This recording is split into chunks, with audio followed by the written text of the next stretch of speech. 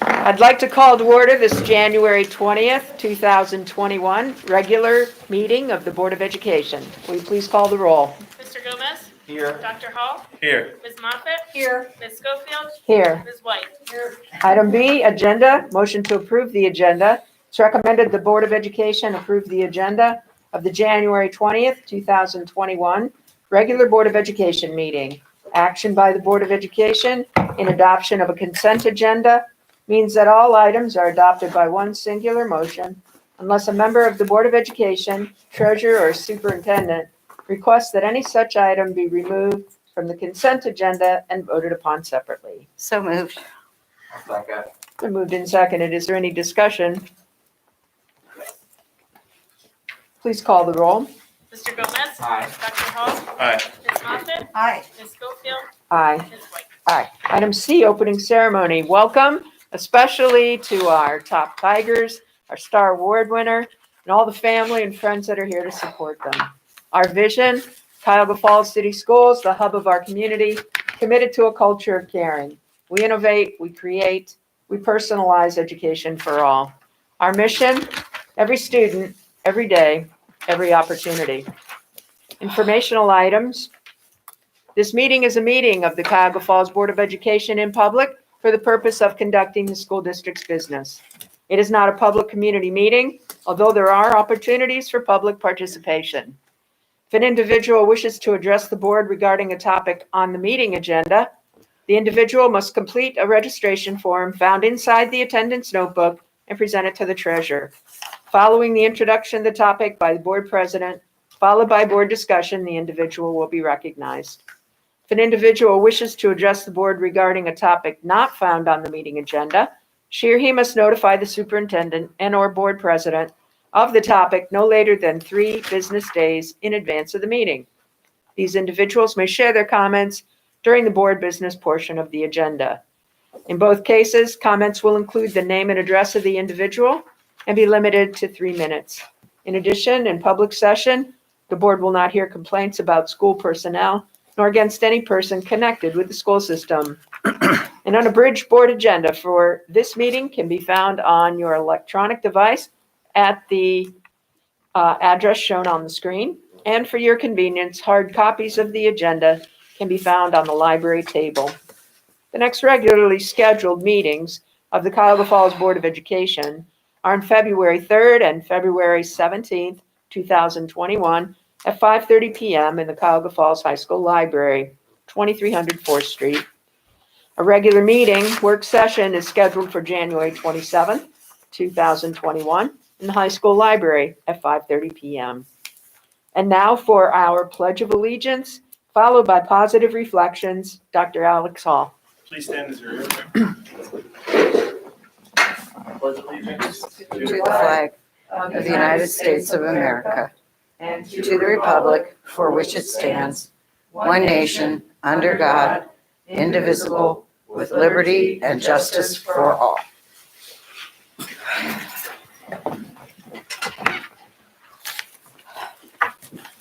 I have 2 short positive reflections rather than my usual really long positive reflection. You're welcome. First, and this is because of 2 major events this week. The first one is, quote, "The function of education is to teach one to think intensively and to think critically. Intelligence plus character, that is the goal of true education." And that comes from Martin Luther King Jr. The second is, quote, "Education teaches us compassion and kindness, connection to others," end quote. And that comes from First Lady of the United States, Dr. Jill Biden. Thank you, Dr. Hall. Now we're ready for our presentations. Dr. Nichols. Thank you, President Schofield, members of the Board of Education. Our first presentation for this evening will be the Star Award. So I'll invite Ms. McClure, our Director of Human Resources, to the podium. Ms. McClure.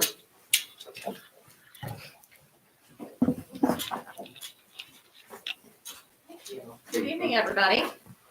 So this Staff Star Award is an award that historically we have given out at the end of the year as kind of a wrap up to the year, but we decided it was a better use and celebration of our staff if we did one each time we did a top Tiger.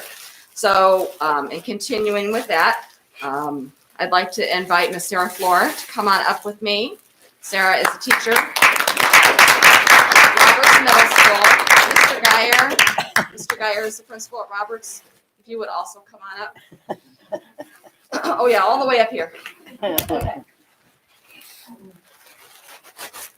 you get there? Yep. Great. So, in order to earn the Star Award, you are nominated by your colleagues. And Sarah not only received a nomination, but she received 3 nominations from her colleagues at Roberts. So it will take just a bit of time to read everything. First of all, from Mr. McGovern, who is one of her fellow teachers. Sarah has been a big part of our BLT, which is our building leadership teams, and helps to lead our teacher-based team meetings. She's been instrumental in our transition to Big Ideas Math and is always available to assist our math teachers. The decisions she has helped to make and the leadership she has provided have been invaluable as we support our students' growth and achievement. She has helped me personally on topics related to note-taking, instruction, assessment, and has done the same for several other educators in our building. Nicole Savato, who is another staff member at Roberts, says that Ms. Flora has immensely impacted student growth and achievement and is a star within the Cuyahoga Falls City School District. Sarah makes an impact every day, beginning with her positive attitude and the personable relationships she builds with her students. She is always willing to go the extra mile to help her students, including meeting with them during lunch or after school for intervention. She is also professional and fair. She is always willing to go above and beyond to help her students succeed. Sarah has shown leadership at Roberts and in the district. She's a member of the BLT, an advisor for Builders Club, a member of Kiwanis, a member of the Spirit Committee, and she runs the Sunshine Club. Through her work with the Sunshine Club and Spirit Committee, Sarah spreads joy and happiness to the staff and students by planning Spirit Days and school-wide events. Through her work with Builders Club and Kiwanis, Sarah donates to the community and gives back, helping those who are in need. On top of all that, Ms. Flora is an alumni of Cuyahoga Falls City Schools. She is immensely passionate for her Black Tiger family and puts her heart and soul into everything she does for her students and colleagues. And last but not least, from Mrs. Hostutler, who is with us this evening, Sarah has positively impacted student growth and achievement and is a star in Cuyahoga Falls. Sarah is also an alumnus for Cuyahoga Falls. She has especially made a difference at Roberts as she is there for her students to help them whenever they need her. She uses her time during her office hours to provide students with reteaching concepts and interventions to help them be successful in her class. Sarah has shown strong leadership qualities and has been greatly involved on different committees at Roberts. She is on the BLT, runs Sunshine and Spirit Committee. She is always so caring and considerate of others and their needs. Sarah is one of the advisors for Builders Club and a member of Kiwanis. These groups demonstrate her passion for helping out not only at Roberts, but also the community of Cuyahoga Falls. Thank you for considering Sarah for the staff's shining star. So we are so thankful. Thank you. We have for Sarah a certificate that says this certificate is presented to Sarah Flora in recognition of your outstanding contribution to the achievement of Cuyahoga Falls City School District students and support of Cuyahoga Falls City School District staff members, along with the Black Tiger pin. Give you those. And then our Shining Star Award winner also gets this nice Shining Star, which is hygienically wrapped up and has not been touched. So thank you. Did you want to say anything? Just thank you. I'm overwhelmed. Some people were very sneaky in their nomination. Which Thank I know is required. But, just thank you. I don't know. Oh, we appreciate And that. smiling and crying at the same time, even though you can't see. And hugs to everybody. And thank you very much. Thanks, Sarah. Thank you, Sarah.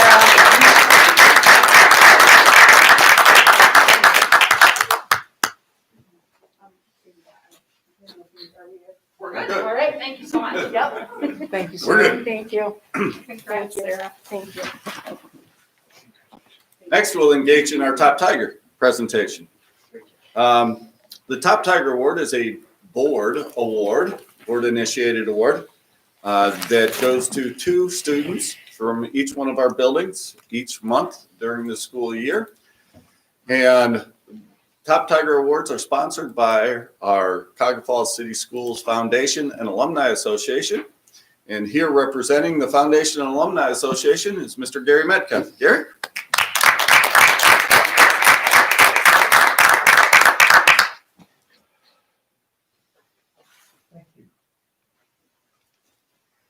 Congratulations, all the top Tigers this evening. We'd like to thank our top Tiger sponsors. Dietz's Florist has a nice carnation for you. Donato's Pizza has a great coupon inside your goodie bag for a personal pan pizza. And speaking of goodie bags, Young's Screen Printing donated those. They're one of our sponsors. As a top Tiger, in May, you're going to get some information about marching in the Memorial Day Parade, and you'll get this lovely t-shirt. Says you too are a top Tiger. Something to show off all summer long. School Foundation assisted with the entrance of Clifford Stadium a few years ago, and you can still purchase a brick. See me afterwards, and I give you information. We help with class reunions. We have an all-class reunion. We honor distinguished alumni in May. This May, we're going to honor 5 alumnus of Cuyahoga Falls City Schools. But most important, we honor or give to our graduating seniors scholarships. Last year, we gave away 70 scholarships worth over $170,000. And we could not do it without the donations from our alumni. And we really thank you so much for that. Congratulations.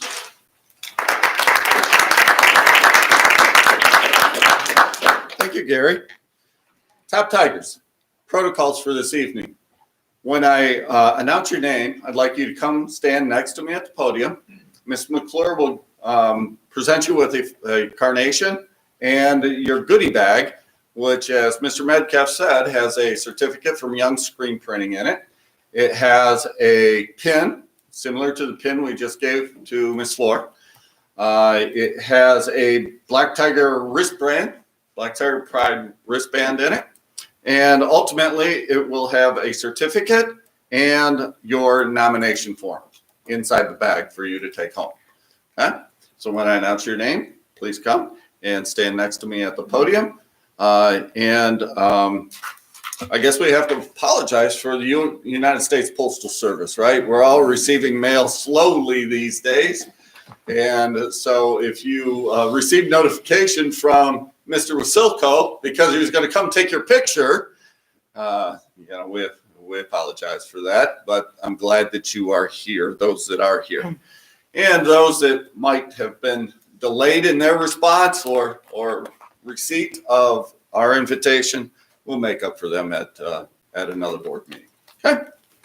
All right. So our first top Tiger is a 6th grade student at Bullock Middle School, Jennifer Sumner.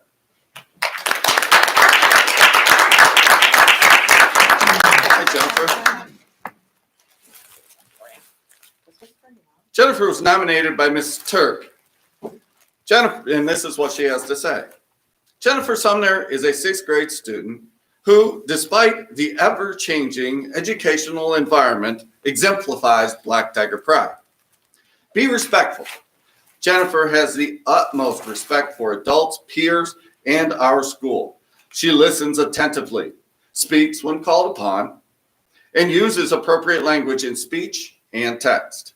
She presents herself in an academic way, even when learning from home, to show respect for others in the class. Take responsibility. Right from the beginning of 6th grade, Jennifer has shown great responsibility. The transition from elementary to middle school during a pandemic presents many new expectations. She has met and exceeded all of them, including coming to the room or the Zoom prepared for business, turning assignments in on time, and actively participating in her education. Jennifer does not have a single late or missing assignment in math class all year. Practice safety. Jennifer is great at following our COVID safety protocols when she is in the building. Mask up, back up, and wash up. Keeping herself and others physically safe. She is also good at the things that are not as obvious, like making others feel emotionally safe. She behaves and speaks in a manner that makes her peers feel safe to be themselves and to participate in their education. Congratulations, Jennifer, on being a top Tiger.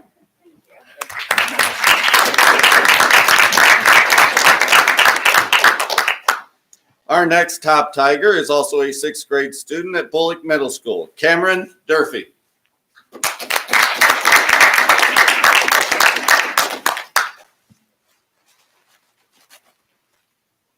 Hi, Kim. Cameron was nominated by Mrs. Hammer, and this is what she has to say. This young man is a perfect example of what a black tiger represents. Cameron is a very respectful young man. Cameron comes to class each day making a point to say something, whether a quick hello or a countdown until Thanksgiving, to make the class smile. He takes responsibility for his schoolwork and strives to do his best. Transitioning from elementary to middle school is tough for a lot of students. Throwing them another curveball by making their middle school experience online is quite a change for a young person to go through. Cameron, however, has mastered it with ease. Cameron conquered the middle school workload and managed to adjust to this new way of learning without hesitation. He's such a hard worker and gives 100% in everything we do every day. He is a leader in discussion and a model student when it comes to turning in work on time and showing up for class. The 6th grade team is so very impressed with Cameron and appreciates all the efforts he gives in class every single day. We're very lucky to have you here at Bullock, Cameron. Congratulations.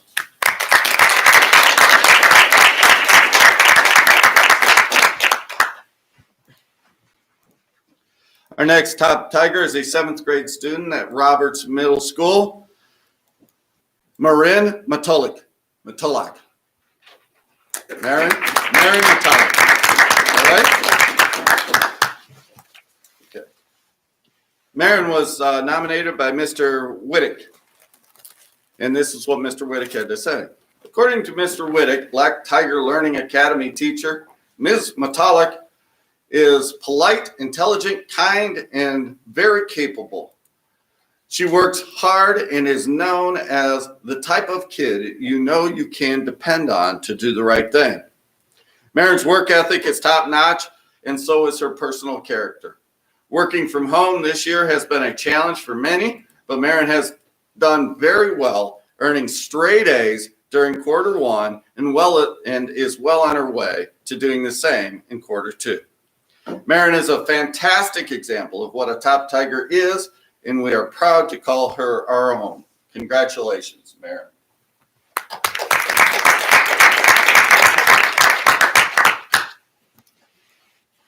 Our next top Tiger is also a 7th grade student at Roberts Middle School, Emily Bergen.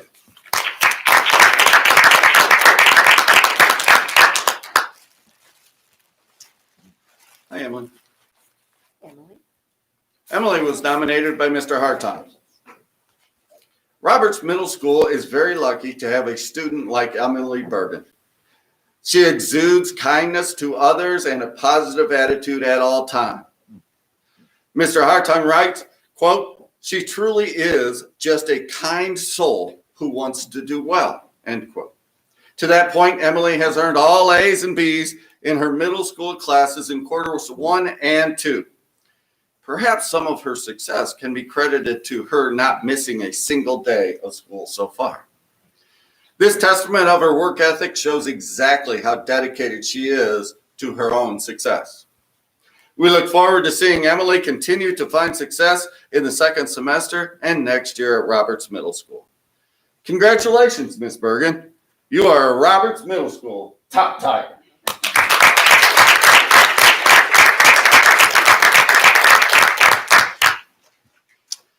Our next top Tiger is a senior at Cuyahoga Falls High School, Fatima Marie.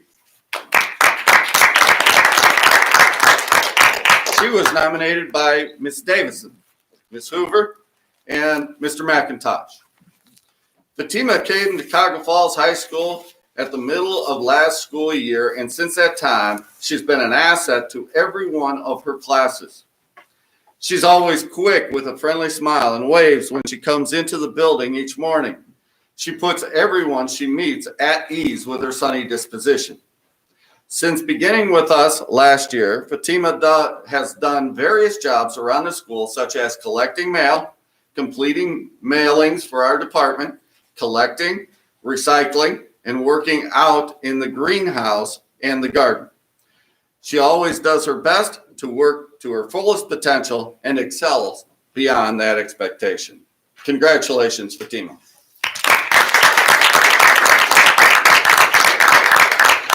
Our last top Tiger this evening is also a senior at Cuyahoga Falls High School, Brandon Habe. Brandon is also nominated by Mrs. Davison, Mrs. Hoover, and Mr. McIntosh. Brandon Habe has come a long way since his freshman year at Cuyahoga Falls High School. The level of independence and organizational skills Brandon has developed with regards to his classwork is second to none. He consistently monitors his grades and progress book, reaches out to his teachers for extra help, and sets reminders for himself in order to stay on top of things. In addition to his stellar performance in the classroom, Brandon has worked to develop his employability skills through participation in numerous volunteer job training experiences. These experiences include working at Good Neighbors and at the Summit County ESC. Brandon also has been a Special Olympics competitor throughout his time at CFHS. He is always willing to help any of his classmates or teachers and is a prime example of what a Black Tiger pride is all about. After graduating from high school this year, Brandon plans to continue to develop his vocational skills and hopes to gain part-time employment in the near future. Both his teachers and his classmates are incredibly proud of Brandon for everything that he has accomplished. Congratulations, Brandon.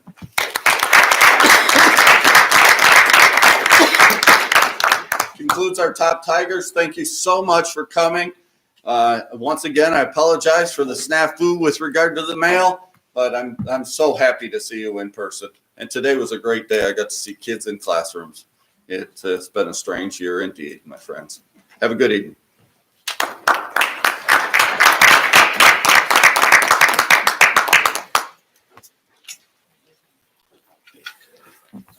Mr. Hutch.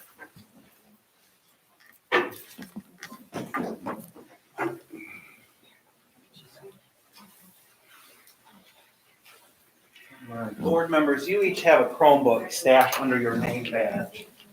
Which I'll need you to, you can't reach on that. Yeah, I can't. This is Sorry. this is a very large table. Yes. Go ahead and open those up. I want to demonstrate for you as we talk. So it should open up right where I need you to be. Okay.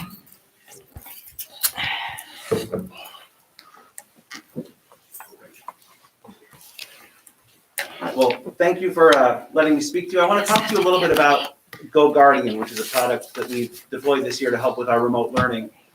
And we talked last week during our book study, technology was one of those things we talked about that didn't have a huge impact on student achievement. And I agree with that 100%.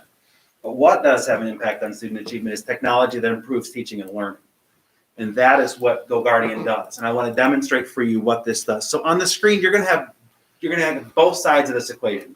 In front of you is the student experience. On the screen in front of you on the big projector is going to be the teacher experience. And what I'm going to do is I'm going to start my class, and you're my class today, the 5 of you. So I'm going to start my class, and you'll notice in front of me I have all of your screens. So each of you, I cleverly named you BOE test 1 through 5. I felt very creative this morning. Thank you. But with this screen, now I can monitor my whole class. And these children can be anywhere. They can be in front of you as they are now, but you could also be halfway around the world. And I could have the same screen and the same ability to teach kids and interact with kids. And what I can do to your Chromebooks right now is I can select you all, and I can send you all to whatever website I would like you to be at. So if I have a lesson that needs you to go to the great scholarly resource that is Wikipedia, you'll notice I've moved you there. And that Imagine now in a remote or hybrid learning environment, you've just saved time already in a way. Imagine a kindergarten classroom and trying to get students to go to a website. That alone has saved you 20 minutes. So when we can do that for our kids, we now have two things that happen. I can really manage my classroom, drive my students to content that's relevant, and I can oh, you got the. Of course. Of course. Of course. Of course. Well, we're going to exclude you. We'll share. Then I'm going to re-include you. And we might get lucky.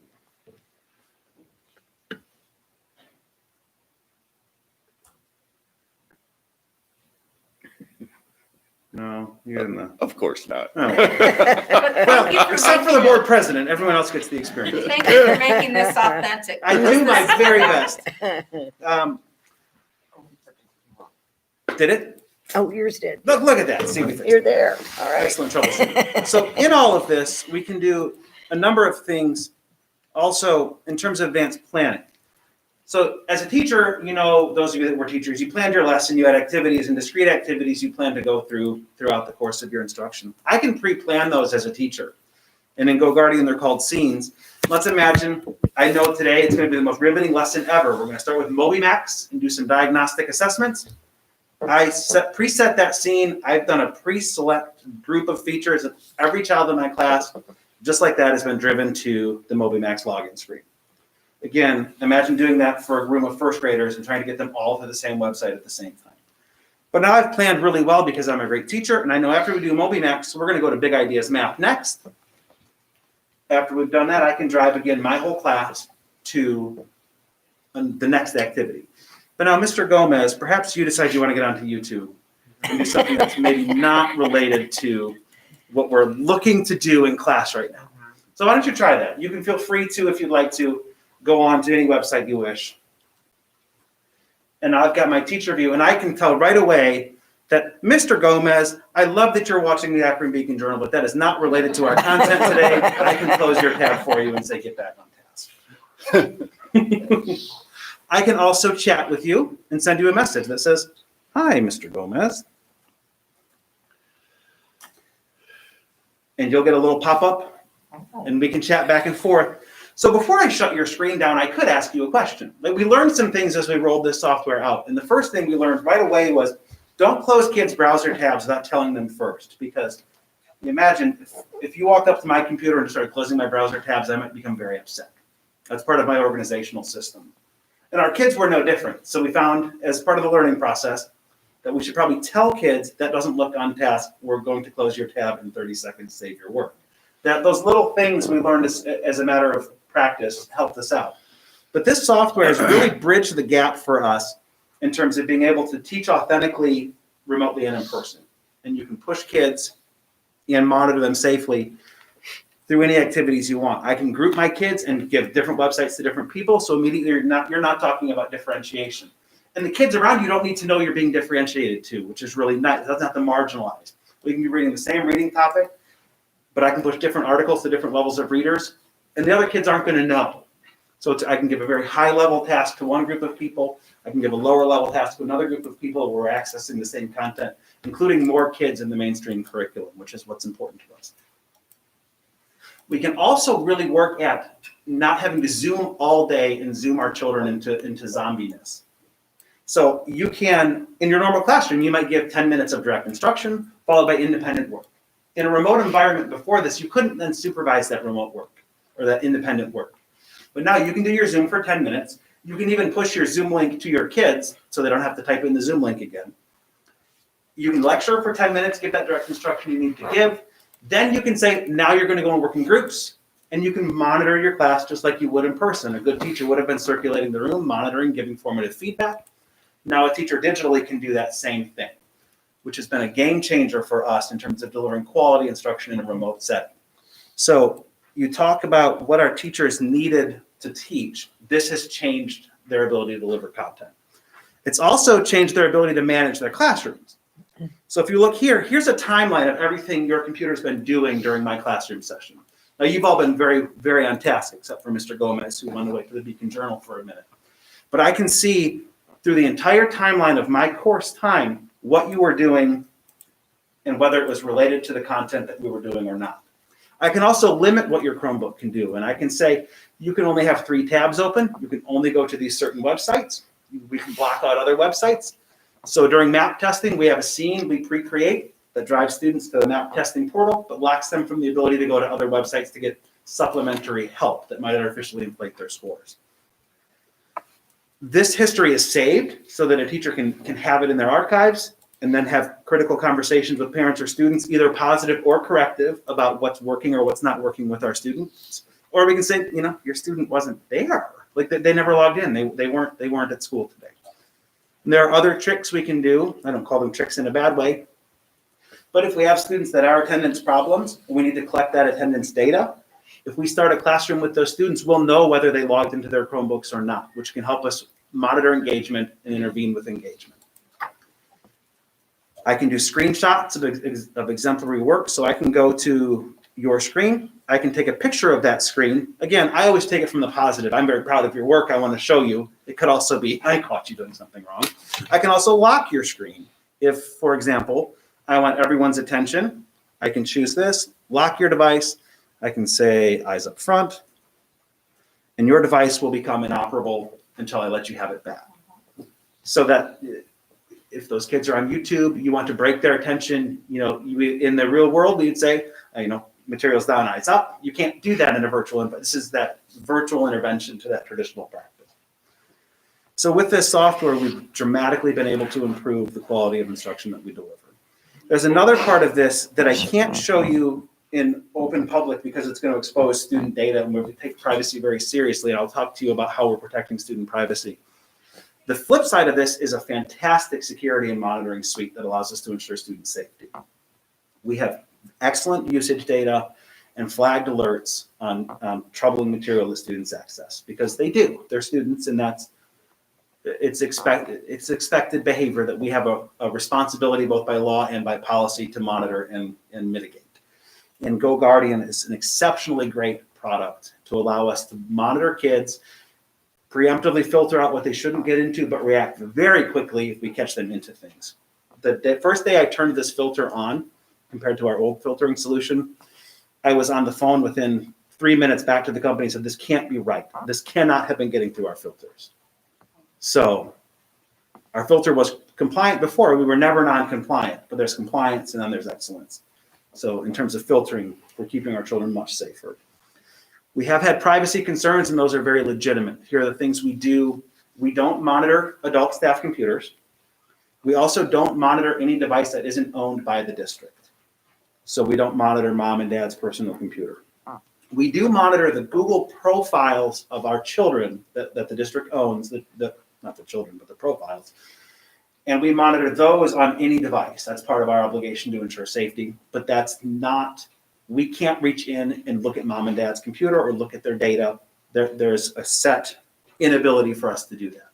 I also turn the feature off, so teachers cannot monitor their students outside of what would be reasonable teaching hours. So for us, between 7 and 4:30, any time outside of those hours would not be appropriate for a teacher to be screen monitoring a student. So preventing that from happening, making sure that's not an option. Just that extra layer of security for parents. We've had lots of parents who are, every parent I've spoken to about security and privacy has left feeling okay about the conversation. So we really take that privacy seriously. We are not snooping. This is not a gotcha. It is primarily, as you saw first, a teaching and learning tool. It does also allow us to ensure safety and catch rule breaking if that may be. So that's the gist of my presentation. I wanted you to see what tools we're putting out there for our teachers to help with teaching and learning. Do you have any questions on GoGuardian or yes? Are there aspects of this that are that have, are there things that this does that Google Classroom also does? They are parallel products. They work together, but neither one supplants the other. So there's nothing this software does in a general sense that Google Classroom does. It's not a learning management system. It doesn't manage assignments. And Google Classroom does not provide student safety and monitoring and security. And then can you talk about, you've mentioned some of them, or alluded at least to some of them, the ways in which this software will be useful, once we get out of the pandemic and we're not, worrying about virtual education? I think really I don't think education's ever going to be the same again. And when we come out of the pandemic, I don't imagine a world, I don't mean to speak out of turn, where we ever have all of our students fully back in person. I think that this virtual option will remain a viable option for learning for some families. But even in that, if I'm a teacher monitoring 30 students in a traditional classroom using a Chromebook, it greatly helps me to be able to see what the students are doing on their screens and keep them on task, keep them accountable, and also feed them information. I can show you, there's a metric here that is really worth showing in terms of how much time we have saved in our instruction. So if I look at this usage statistic on GoGuardian, we have saved over 2,100 hours of instructional time as a school district. Since its implementation, full implementation happened around December 13th. So we have saved tremendous amounts of time, which equates to money and student success. So But how is that measured? it's measured by the amount of usage in terms of opening links for students and on their behalf, and then that time saved is a metric of they use a dollar value of $30 an hour. So it's not probably the most authentic. Like, can we really say we saved $65,000? Probably not. But does that tell us right away that we've got really great staff adoption of our platform? Absolutely, and that it's absolutely working to save time and improve instruction. Is it student interactive in any way? The chat feature would be student interactive, so you can chat back and forth with your teacher. But not student to student? Correct, not student to student. Any questions for Mr. Hutch? How do we professionally develop our substitutes? That is a great question, and depends on the nature of the substitute. GoGuardian's learning curve is very slight. It's a very easy platform to grab onto. I'm all 5 of you could handle this. Wouldn't be concerned about it. So we've trained staff extensively in our long-term subs. Even all 5 of us could handle it. I said all 5. I'm so grateful. I am also, He's me being very too. professional. We appreciate that. I was not. So. 2 steps forward, 1 step back. You wouldn't even need help from a. Never mind. No. So. Would you like a shovel? So, as far as our short-term substitute staff, that's always a problem because we don't give day-to-day subs login credentials to our network and our resources. So that's a security thing. We don't want our district intellectual property or data easily accessible by other people. So there's a balance. A long-term sub that's going to be in for a duration, they get an account, they're created, and they're trained as needed. Day-to-day subs is a challenge we still struggle with in terms of finding that balance between giving people access to technology without having to share passwords and give up confidential information. So that is still a thorny problem. We have, if I may, this year, because of the pandemic, we have employed building subs at all of our buildings, at least 1 in every building, many buildings 2 and some even 3. I would see that practice continuing because we do go give those staff members the credentials because they are spot subbing, but only in that building. So they may be in all the classrooms, but they are part of the network. So they have the access to go in and do the things that a typical spot subber wouldn't have access to. So I see that practice continuing. That's been a wonderful thing for us. Any other questions for Mr. Hutch? Thank you, sir. My Thank you pleasure. very much. You can just close your Chromebooks and I will. Did all 5 of us follow that direction? All 5 of us did without it having to be repeated. That's how you get eyes open in college.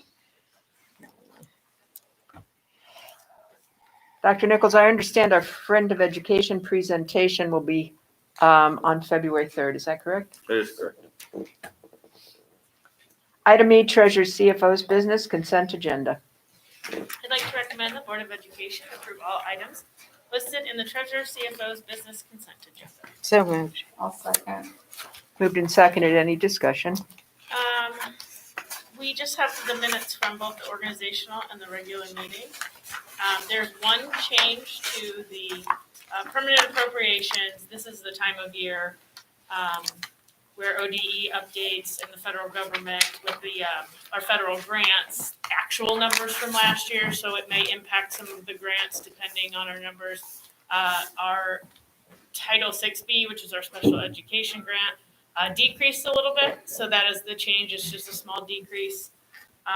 You will probably see, hopefully at some point next month, I'll bring back permanent appropriations because of the new ESSER 2 funds, which early estimates, and that's all I've seen so far, are about $2.1 million.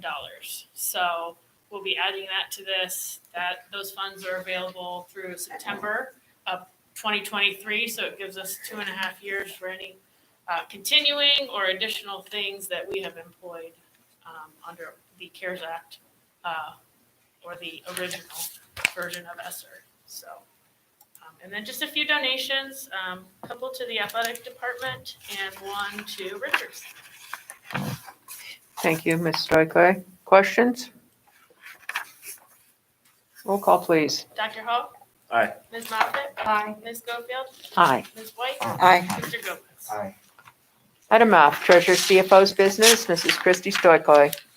I'd like to recommend that the Board of Education approve the December 2020 investment schedule, and monthly spending report. So moved. I'll second. Moved and seconded. Ms. Stoikoi? Okay, let's look at, go to the December interest.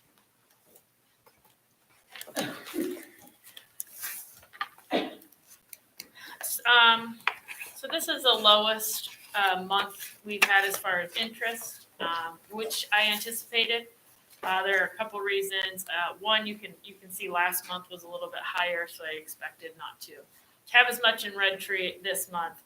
The other reason is this is a typical month when our balances become a little bit lower because we are anticipating our next tax real estate settlements, which will begin in the beginning of February, more than likely. So we should see this come back up starting in February. It'll probably be down a little in January too, I suspect.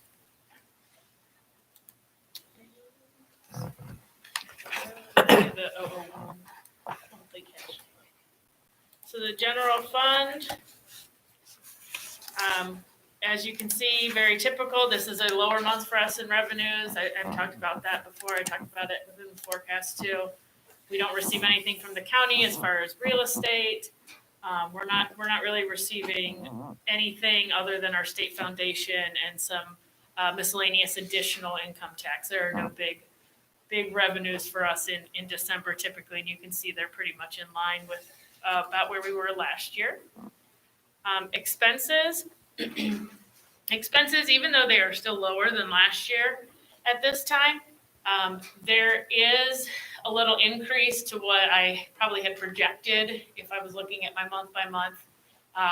Since we settled all 3 of our contracts, they were all implemented during the month of December, which includes not only their new bi-monthly salaries, but anything that we owed them up until that point from the beginning of their contract, they were all paid in a lump sum.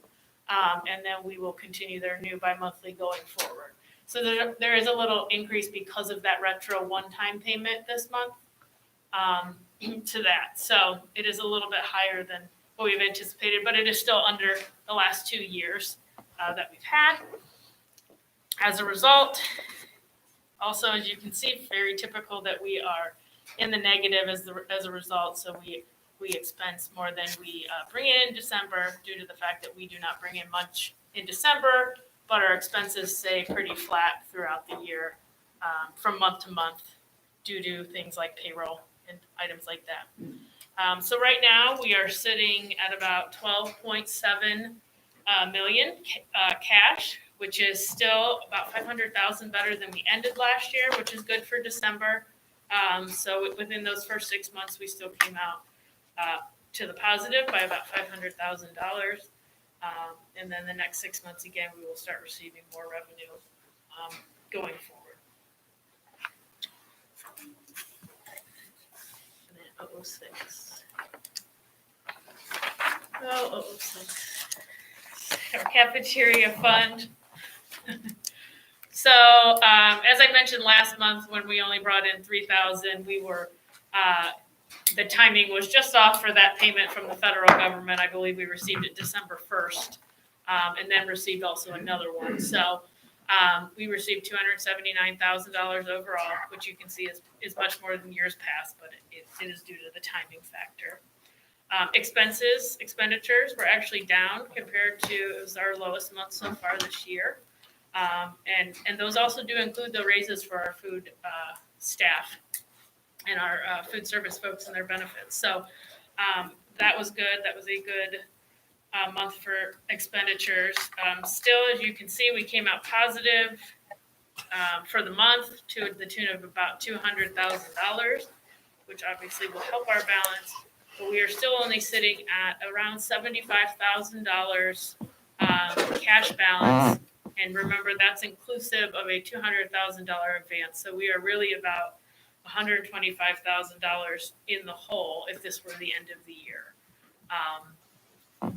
Now that we are back, and I know Chef Bill has a good plan to be sending kids home that are for their days off, sending those 3 meals home with children. Obviously, having them back in here to actually get lunch while they're here in school is definitely going to help our revenues, as that is also free till the end of the year. So any way we can take advantage of that will help this balance get us back to hopefully at least breaking even by the end of the year, where we won't have to transfer any money to them to cover them for year end. We can look at the all funds one just to show. This is just everything overall. Again, December, very low month, 2.2 million. Expenditures of about 5 million. Expenditures have again been down in all categories really for this month compared to the 2 previous years, so 20 and 19. A negative, which is typical in December for results. Still a little bit lower than last year, a little bit more than it was in 19. And we are sitting overall cash of 18.5 million at this point right now. We ended last year at about 15.8. Some of this is due to cash we have from our multiple different sources that we don't normally have, which would be our CARES Act, the Suffolk County CARES Act fund, our coronavirus relief funds that we got from the state. So there's a multitude of items that are impacting this that are, for all of our funds, are increasing our revenues, but also increasing our expenditures in that same way. So.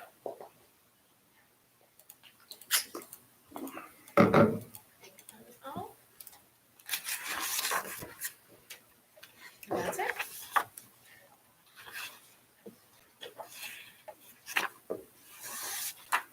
Any questions or comments on the financials? Thank you, Mrs. Stoiko. Roll call, please. Ms. Moffitt? Aye. Ms. Schofield? Aye. Ms. White? Aye. Mr. Gomez? Aye. Dr. Hall? Comments this evening? Just to kind of elaborate where we're at with that, we saw estimates last week for the ESSER 2 funds at about 2.1 million. It's about 4 times what we received in the fall, or in last summer, beginning of last summer, I should say, is when they came out with that. I don't have any anticipated dates yet. Nothing has come to us through the CCIP where they host those federal funds and ask us to budget them. The reasons that you can use those funds for, the different items are the same as the beginning. And again, our original CARES Act funds have to be spent by September 30th of 22, and then the second round pushes out a year to 23 since we're just receiving it now. So there are a lot of things that we can continue. Go Guardian was one actually that we used our CARES Act funds for. So we will be able to use that again next year for our renewal. So there are a lot of items like that, our Moby Max, our Edmentum that we've used that for, that we'll be able to continue. But that is a healthy amount of money for us, and we'll be putting together a plan of how we'll need to spend that and what items will be important in the next school year in a couple months. We share that plan with the board when that moment comes. Thank you. Any further questions for Ms. Stoykoy? Thank you. Item G, Superintendent CEO's Business Consent Agenda. Thank you, President Schofield, members of the board. It is recommended that the Board of Education approve all items listed in the superintendent's business consent agenda. So moved. I'll second. Moved and seconded. Any discussion on Yeah, any of we these would like items? to share with you some of our photos of some things that have taken place throughout the district, and I'll have Mr. Bugatti walk you through these photos. Good evening, everyone. Evening. Mr. Gomez asked that I bring to the board what our proposed 2021 roof plan looks like, and what sections of those roofs are we going to be doing. Well, this is from 2020. This was last year. This was money spent at Price, which was a full tear off. If we scroll down a little bit there, the center long section here, we're not doing anything with right now because, as you can see in red here, that section there is a total tear off. That's what we're going to be doing for 2021. That's what you've approved. I think it says $353,417.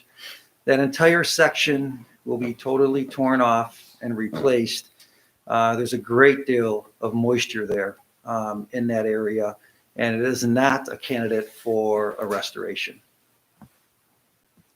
Scroll down a little bit more. You can keep going, please. Right there, it's good. So to the left there, you see, actually to the far left, which you don't see in your picture, this is Richardson. And to the far left in red is what we did last year at Richardson. That was a restoration. That's it right there. That was last year. Now what we're proposing, and you've already approved for this year in 2021, if we scroll back to the center there, a little bit more. That's good, thank you.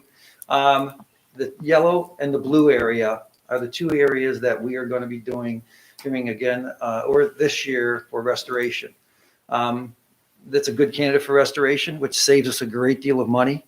And that'll be done this year at Richardson, those two areas, yellow and in blue. We scroll down a little bit more. I kind of did this for Mr. Gomez because this is Roberts. This is the cost at Roberts that we have that we weren't able to do this year because of the budget. If you see a bunch of little, looks like houses on top of the roof, a lot of little units, we have some larger units. It's a really difficult roof to do. And there's many areas that's scattered out through that roof that have a great deal of moisture.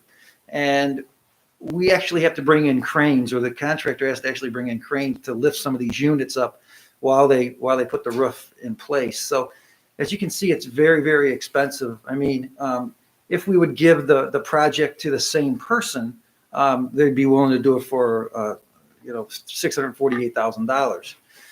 Separately, you can see what the numbers are. There is a little savings if we give it to one person who's bid on it, and there would be a little savings on it. That more than wipes out our total budget for next year. That we have budgeted about $500,000 for next year. So the cabinet will have to reassess where our roofs are. We find something new every year, and we'll have to see how much we can do there. The problem here is we have to do a total tear off. There's the restoration would be way over 40% of the moisture in the roof, would be way over what they recommend, no more than 30% moisture for a restoration. So this would be a total tear off, and that number is not going to go down. When was Robert's roof in our emergency levy plan budget? Well, it really wasn't until Mr. Gomez asked me to include it. I didn't have it in there because I knew there were needs of the elementary schools right away.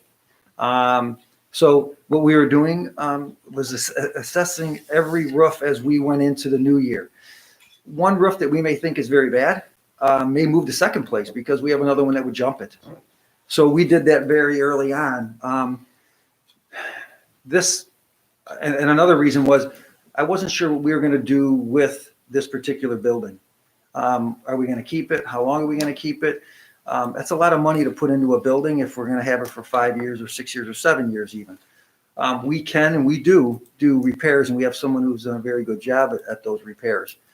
But we don't want to get to the point where it was Bolex roof when I arrived, when it was falling in.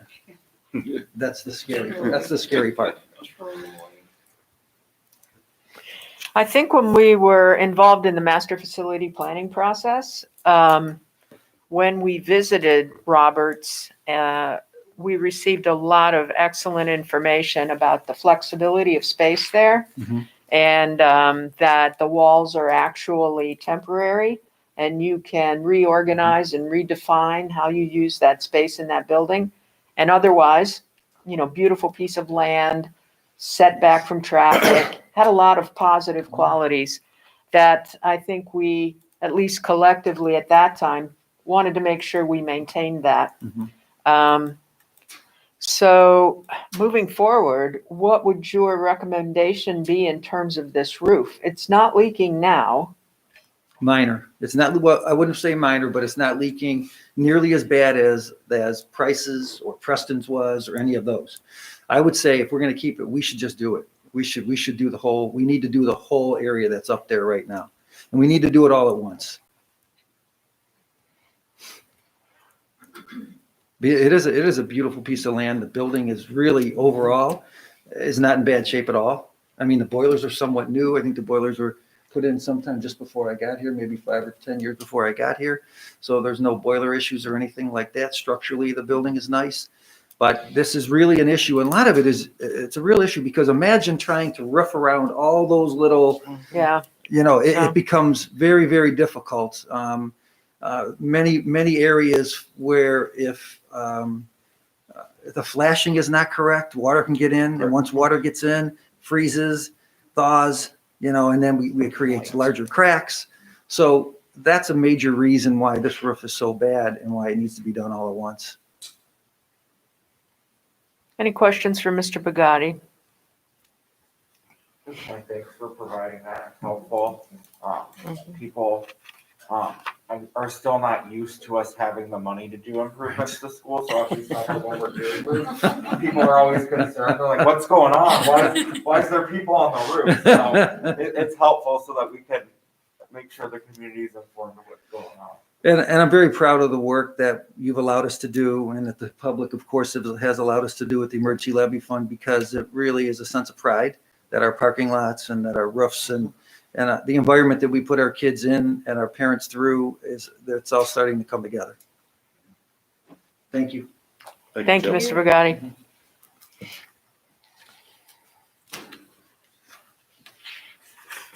Any further comments, Dr. Nichols, or are you ready for a roll I'm call? ready for a roll call. Roll call, please, Ms. Stoikle. Ms. Schofield, Aye. Ms. White, Aye. Mr. Gomez, Aye. Dr. Hall, Aye. Ms. Moffitt. Aye. So in terms of my comments, I have just a few fairly brief comments. Number one, you asked me to speak to substitutes and the change and, the relaxation, if you will, requirements for substitutes. And as you know, we work with a provider, substitute provider, Wixie and Associates. And so we are in consultation with them in terms of advertising, but I do know that they use Facebook, Twitter, those kinds of things, and social media to try to attract additional talent for us. And like I said, we're in consultation with them in terms of their reaction to the relaxation, if you will, of the requirement for bachelor's license. So we'll continue to do that and try to attract new individuals to our district, given that flexibility. The second thing on my list is vaccines. So my weekly phone call today with our area superintendents and our professionals from Summit County Public Health was all about vaccination and the process of vaccination. And so we received basically a survey from the Ohio Department of Health and from the Ohio Department of Education suggesting that things are running through the ESCs. Well, we had that conversation today. We were provided an opportunity, a link to filling out a form that basically asked a few questions. It asked, number one, how many vaccinations approximately? What percentage of staff would participate in those vaccinations approximately? Whether we had already established a provider, and the answer to that is no. We've had several inquiries, but not provided. And then received information from the ESC that in Summit County, the provider has been identified as discount drug marked. And so that was one of the fill-in boxes, if you will.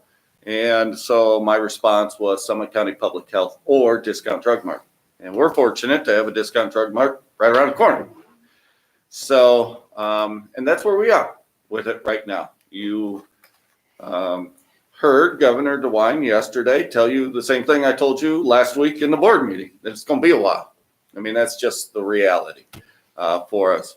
And in terms of round one, round two, and the quantity of vaccines that are out there. So we'll see. We'll put our people in a position that they can be vaccinated as soon as we can get as soon as it can become available. Can I ask a question about that? Sure. So if, say, by next fall, everyone who wants to be vaccinated and our teaching staff and support staff are, how are we going to handle when parents are inquiring as whether or not their kids' teacher is vaccinated? I don't think you can share that information. That's HIPAA. Just putting that out there because Yep. I can anticipate people. I would, my first response is I don't think you can share that medical information with others. So the third bullet point on my list out of 4 is with regard to OFCC. So I have not been responded to officially from OFCC with regard to the 2020 cost set and or enrollment and or construction management at risk process. I have been communicated with unofficially that we can anticipate that we will be engaged in a process of co-selecting of a construction management team. And so next week at our work session, it'll be inclusive of everyone except for Hammond. Hammond will not be there next week at our work session. And that is intentional, and it frankly is also at their request. So that's where we are with that. I will continue to keep you informed. I received information from our friend Rick Maniloff and received information from our friend Kent Cashel. And so we are all absolutely on the same page with regard to that. Joe and I are finishing up some work that was required of us by the OFCC with regard to the selection process for architect and construction management team. And so we will submit that information probably tomorrow, is my guess. Certainly by the end of the week. And then lastly, it was good to see kids in the building. Today, I wandered around in the high school and stopped in classrooms that had doors open, and the range of subjects we got to engage in. You know, I was in a couple of social studies class, and we talked about the transition from World War I to World War II and the beginning of fascism. We talked about Pete Townsend's Won't Get Fooled Again and Animal Farm, and we talked about in Latin class E Pluribus Unum, and we talked about. I mean, I was indulged to teach a little bit of systems of linear equations and the solution thereof. And so it was just good to be back in the building and in the classrooms. We talked about in another biology class mutations, which is appropriate right now, right? As the virus strives to stay alive and is mutating. So there you have it. Those are my comments for today. Thank you, Dr. Nichols. Mhm. Item I, board business. Number 1, future agenda items. I believe at our next meeting, Mrs. Stoikoy will be talking with us about property taxes. Thank you. Other items? Ready for committee reports? Alliance for School and Community Growth, Mrs. Moffett. We shall not be meeting until February. Thank you. Athletics and Activity Council, Dr. Hall. We have a meeting, or I don't think we have scheduled another meeting. It'll be at the conclusion of the winter sports season. Board Policy, Ms. White, Mr. Gomez.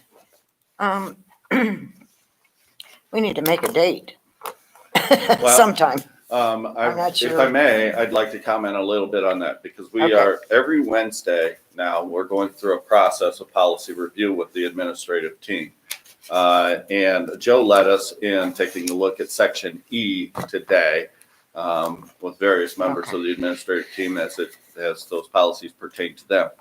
We are identifying some things as we go through it that need to be updated and changed within the policy as we're going through it and as the administrative team sees the policy and new things that have happened, right, since we started this process.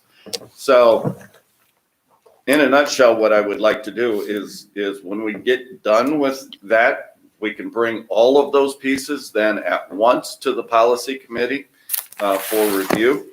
I would also say that we have begun our brainstorming with regard to late work / homework policy.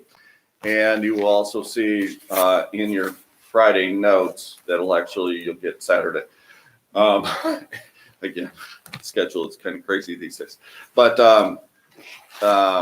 you'll see racism on the list as well. So if we could delay that date until after we get done with policy review so we can tackle it all at one time. Might have another PDQ that's available to us by then too.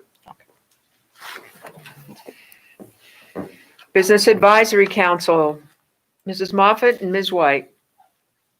February 23rd, 8 a.m. Thank 22nd. you. Sorry, 22nd. 22nd, sorry. Financial Advisory Committee, Dr. Hall. Our next meeting is February 18th. Thank you. Foundation and Alumni Association, Mr. Gomez. We will meet next month. Thank you. Legislative Liaison, Mr. Gomez. Nothing at this time. Student Achievement Liaison, just a couple things. ODE continues to offer virtual learning sessions for teachers in all areas of instruction. Coming up on February 2nd from 4 to 5 is a session for high school teachers on how to discuss current events in the classroom. That should be interesting.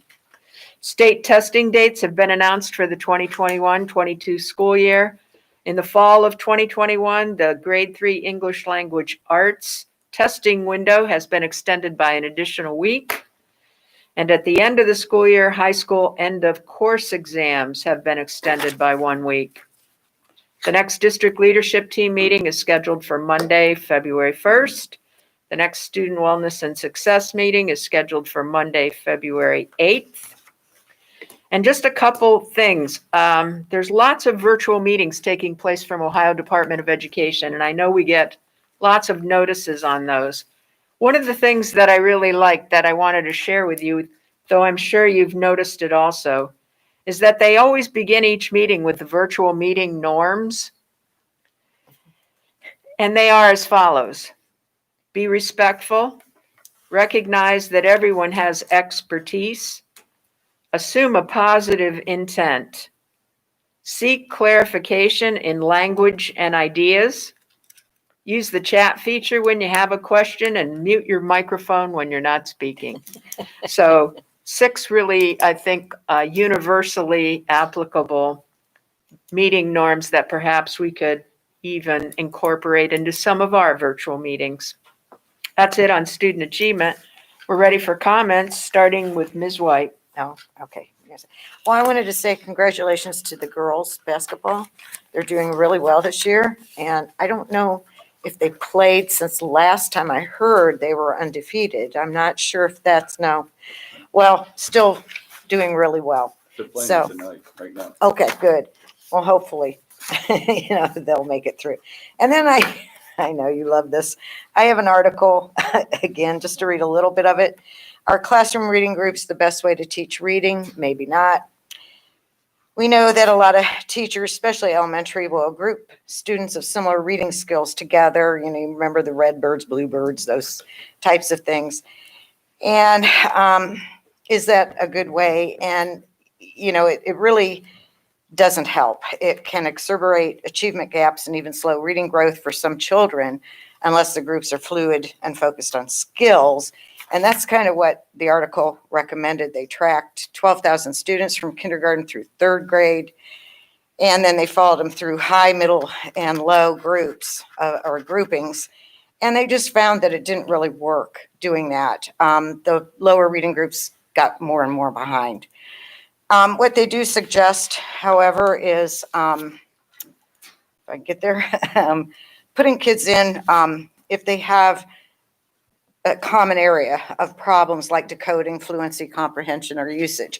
And if you can put them together for skills instead of levels, then that works a little better. And they did perform higher than students in the control group that used the standard reading classes. So again, just a little something. I still like the mixed ability groups where you put higher and lower and average readers together in a group. That's my opinion, but I just thought that was kind of Well, it interesting. doesn't even need to be an opinion. It's actually research-based. Well, okay. There's no research that supports ability grouping. Right. And when you think exactly. about it, if you're a child who's had a different background from your classmates or a lack of exposure to Thank some life experiences, who do you need to be sitting with? Yeah. Who do you need to be reading with? Who do you need to be talking with? Not another 4 or 5 kids that are just like you. Mhm. Makes perfect sense. Thank you, Ms. White. Yes. We're ready for Mr. Gomez. I had the opportunity to attend the high school PTSO meeting last night, and a lot of their discussion talked about how they what they might want to do to honor our seniors this year, with everything going on. We thought it was bad last year when the seniors lost half a year, but this year they lost really just everything. So trying to find something to do for them. And then something that the high school PTSO does that I wasn't aware of, that anytime a staff member at the high school gets married or has a child or loses someone close to them, they send them a card to acknowledge that. And just what a wonderful and thoughtful thing that is. And then lastly, I'm reading this wonderful book, The Knowledge Gap by Natalie Wexler, which I highly recommend. It ties in with a lot of the different initiatives we're working on in our district. And to read a one-sentence quote, Ms. White, she said, level text one reading expert has observed into leveled lives. I Amen. thought that one was very profound. Amen. It's a really great read, and she does a great job of blending research in a way that makes it very easy to read, and it's not just reading a research document. So another one to put on your list. Yeah, no, I'll pick it up. I will. There's a great, about maybe 15-minute interview with her that I have a tape of. We might even show it because it's well worth listening to her talk about how background knowledge impacts children's ability to comprehend text. Yep. And until we start building background knowledge and vocabulary, we're never going to level the playing field. It's real. That's her thesis, that Yeah, knowledge and yeah. concepts cannot be taught as separate items. Mhm, that's Knowledge it. and concepts have to be taught together. Amen. All righty, Dr. Hall, you're up. I don't have much to say, except I just want to thank the faculty and staff and administration too for continuing to wrestle with the changing landscape of education that we're seeing this year in our district and really everywhere. So just thank you for working so hard to keep us all going here. Thank you, Dr. Hall. Mrs. Moffett. I'm last, so therefore I shall say no comments this week. Oh, all right. All righty, then let's move to J, executive session. Pursuant to Ohio Revised Code, Section 121.22G1, it is hereby moved that the board adjourn to executive session for the purpose of considering the employment of an employee or official of the school district. Thank you, Mr. Gomez. Moved and seconded. Any discussion? Mrs. Stoiko, roll call. Ms. White? Aye. Mr. Gomez? Aye. Dr. Hall? Aye. Ms. Moffett? Ms. Cooper? Aye.